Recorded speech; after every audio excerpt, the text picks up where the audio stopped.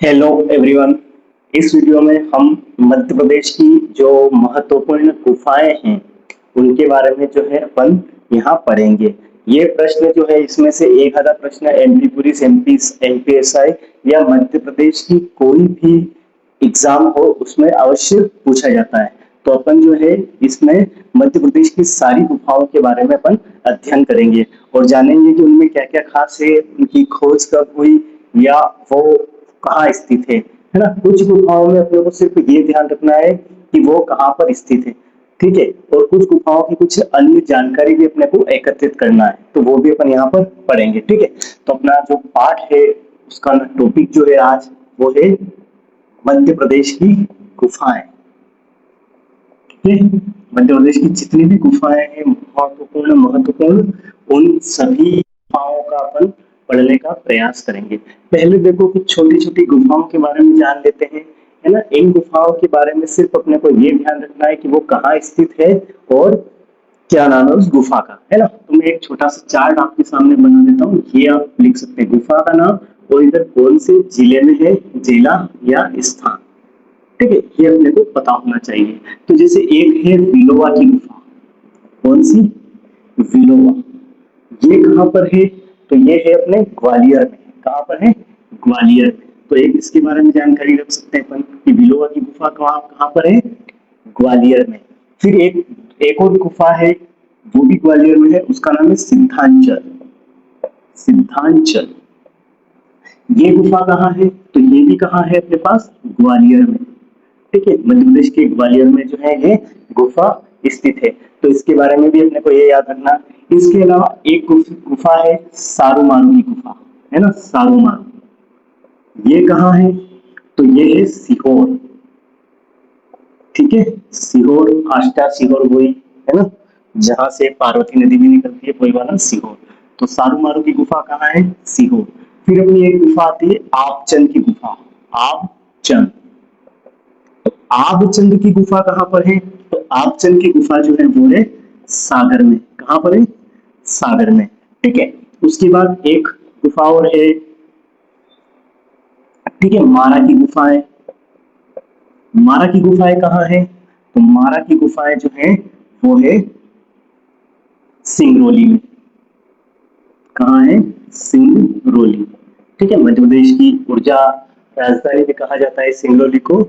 और उसके साथ साथ जो समय रेखा है भारत की, प्रधान मध्यान्ह रेखा जो भारत की है, वो मध्य प्रदेश की सिर्फ एक जिले से ऊपर जाती है और वो जिला जो है वो है सिंगरौली, ठीक है। उसी से होकर वो 89.5 डिग्री की जो रेखा है वो इसी से होकर जाती है, ठीक है। ध्यान रखना सिंगरौली के बारे में। एक और है सिलहरा की गुफा, सिलहरा, ये कहाँ है, तो ये है अनूपपुर में, अनूपपुर, ठीक है। फिर एक पांडव गुफा, इसके बारे में भी आपको पता होगा कि ये भी जो है अनूपपुर में ही है। और अनूपपुर में कहाँ है, तो पंचमढ़ी, पंचमढ़ी अनूपपुर, ठीक है। पंचमढ़ी जो है वो है और मध्य प्रदेश की जो है वो ग्रीष्मकालीन राजधानी भी है पंचमढ़ी, ठीक है।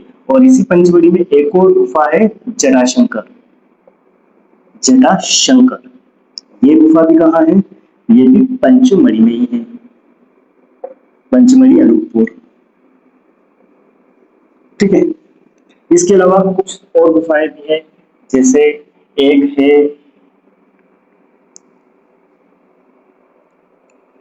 लोहानी, ठीक है। लोहानी कहाँ पर है, तो धार जिले में। एक है धर्मराजेश्वर,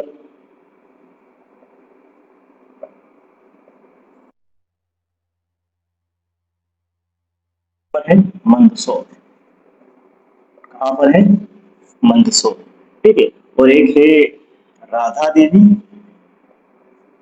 और एक है काजल रानी,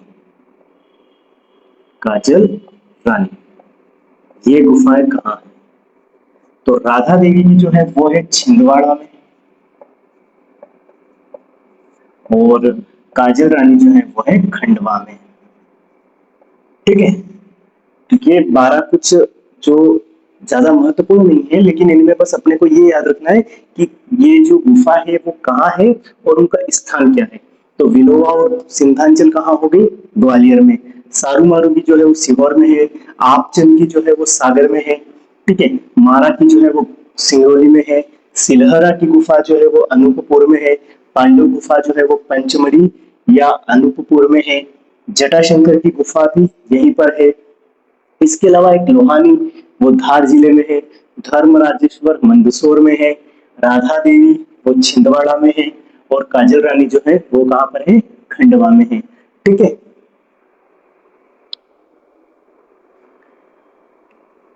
इसके अलावा कुछ जो महत्वपूर्ण है, जैसे बाघ की गुफाएं हो गई, है ना, ये अपन और भी पढ़ लेते हैं ना। तो ये 12 गुफाएं हैं, इनमें अपने को बस ये याद रखना है कि ये गुफा कहाँ पर है और किस जिले में है, ये याद रखना है। इसके अलावा इसमें इतना कोई खास नहीं है।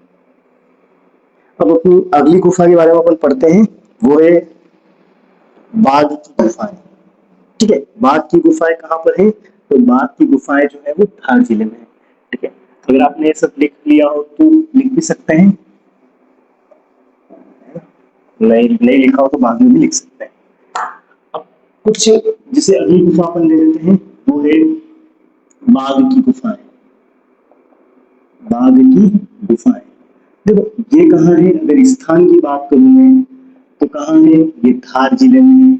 अगर इनकी मैं बात करूं कि खोज किसने की थी, खोजकर्ता कौन है, ठीक है, तो इनके खोजकर्ता है डोंगर फील्ड। डोंगर फील्ड, इन्होंने 1818 में इनकी खोज की थी। ठीक है। और यहाँ पर जो है अभी 9 गुफाएं हैं, 9 में से 5 गुफाएं जो है वही सुरक्षित है। 5 गुफाएं जो है वो सुरक्षित रूप में है। ठीक है। और इन गुफाओं के बारे में कहा जाता है कि ये जो है बौद्ध धर्म से संबंधित गुफाएं हैं। कौन से धर्म की, बौद्ध धर्म से संबंधित। कौन से धर्म से संबंधित है, तो बौद्ध धर्म से संबंधित है। ठीक है।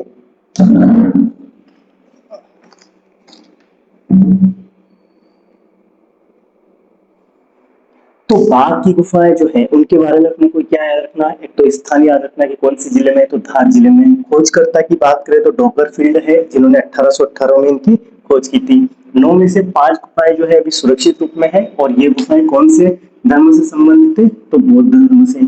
फिर अगली आती है अपने भीम बेटिका की गुफाएं, या भीम बेटका भी जिसे अपन कहते हैं, भीम बेटका की गुफाएं। ठीक है। भीमबेटका की गुफाएं कहाँ पर है, तो ये है रायसेन जिले में। इनका स्थान कहाँ पर है, रायसेन जिला। ठीक है। और रायसेन जिले का एक गांव है कुबरा गांव, वहां से जो एक नदी भी निकलती है ना, जिसे बेतवा नदी कहते हैं। ठीक है। तो रायसेन, फिर इनके खोजकर्ता कौन है, तो इनके खोजकर्ता के रूप में अपन नाम लेंगे विष्णुधर वाकणकर का। इसका, विष्णुधर वाकणकर। इन्होंने खोज कब की थी, तो इन्होंने खोज की थी 1957 में। ठीक है। 1957 में। फिर इसके बारे में एक लाइन और याद रख सकते हैं अपन की, ये जो है मध्य प्रदेश का सबसे बड़ा गुफा समूह है।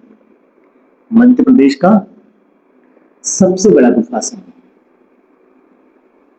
ठीक है। सबसे बड़ा गुफा समूह अगर कोई है तो वो कौन सा है, वो है हमारा भीमबेटका की गुफा है। ठीक है। ये मध्य प्रदेश का सबसे बड़ा गुफा समूह है, और इन गुफाओं से जो है पूरा पाषाण काल की जानकारी मिलती है।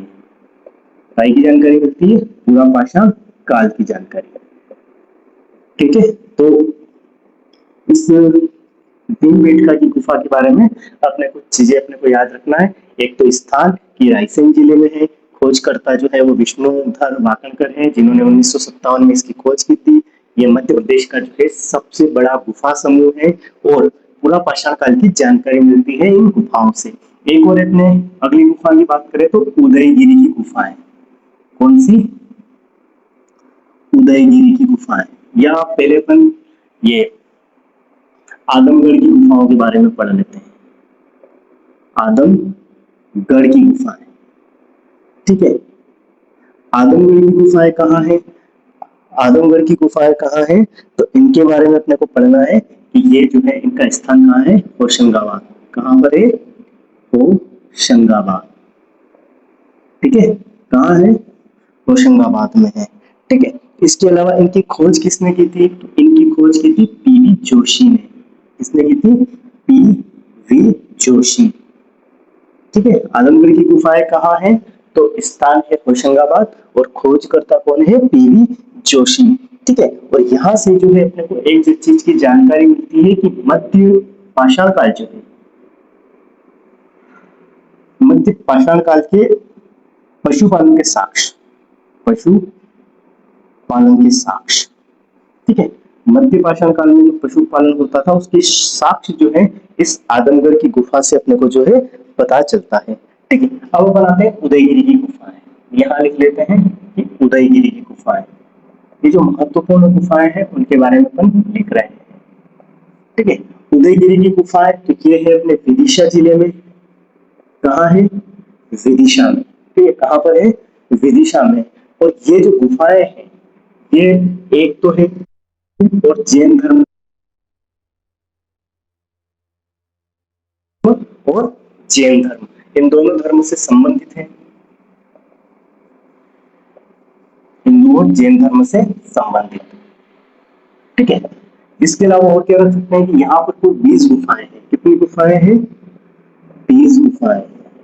और उसमें पहली और 20 ये जैन धर्म से संबंधित है।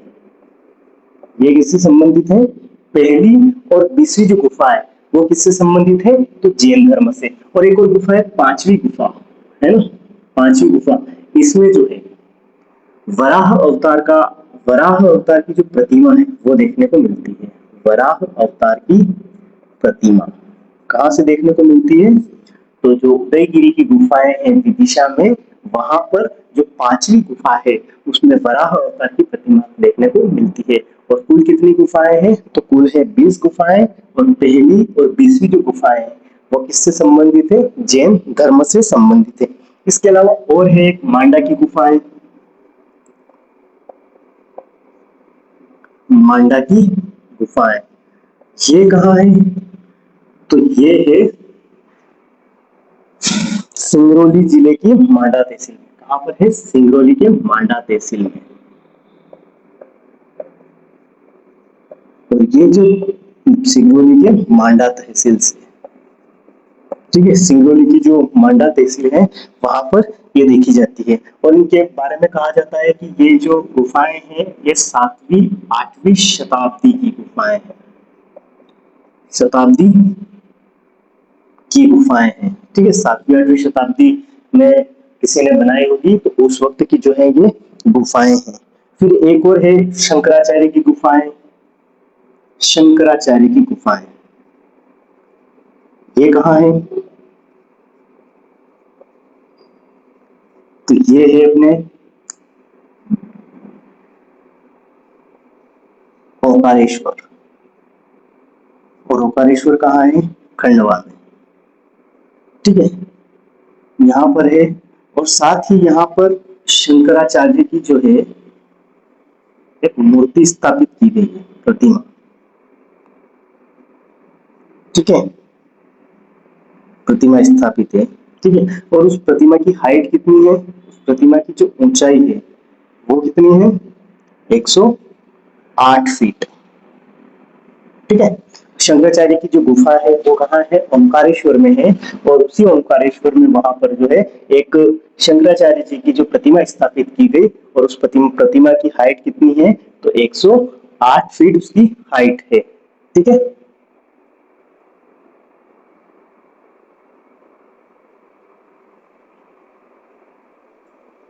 इसके अलावा कुछ 2-3 गुफाएं और हैं उनके बारे में अपन पढ़ लेते हैं। जैसे एक भतरी की गुफाएं हैं,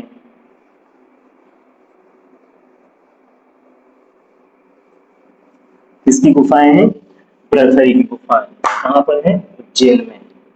ठीक है, कहाँ है, उज्जैन में। तो अगला अपन लिख लेते हैं जो नंबर हो गया था उसके बाद मान लो 18 लिख लो, भले कौन सा भी नंबर है। बृहदहरि की गुफाएं की गुफा, ये कहाँ है, तो ये है अपने उज्जैन में। कहाँ पर है? उज्जैन में। और इनका निर्माण किसने करवाया था? तो परमार शासकों ने 11वीं शताब्दी में, परमार शासक द्वारा 11वीं शताब्दी में। ठीक है, बृहत्थरी की गुफा कहाँ पर है? उज्जैन में है। और परमार शासकों के द्वारा 11वीं शताब्दी में जो है इनका निर्माण करवाया गया था। इसके अलावा मृगेंद्रनाथ की गुफाएं जो रायसेन में है, मृगेंद्रनाथ की गुफाएं वो कहाँ है? ये है रायसेन में। इनके बारे में यही याद रख लो कि ये कहाँ पर है? तो ये है रायसेन में।